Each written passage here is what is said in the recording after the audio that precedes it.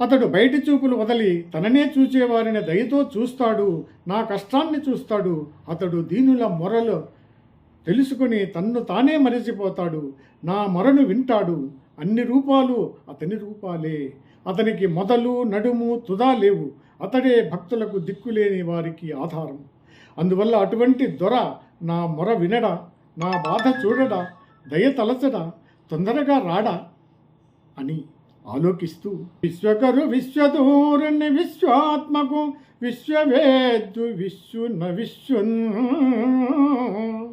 శాశ్వతు నజు బ్రహ్మ ప్రభు ఈశ్వరును పరమ పురుషునే భజయంతు. లోకాన్ని సృష్టి చేసి లోకానికి దూరంగా ఉంటూ లోకానికి అంతరాత్మయ్యి లోకానికి బాగా తెలుసుకోదగిన వాడై లోకమే తానై లోకాతీతుడై పుట్టుక లేకుండా ఎల్లప్పుడూ ఉంటూ ముక్తికి నాయకుడై లోకాన్ని నడిపిస్తున్న పరమాత్ముని నేను ఆరాధిస్తాను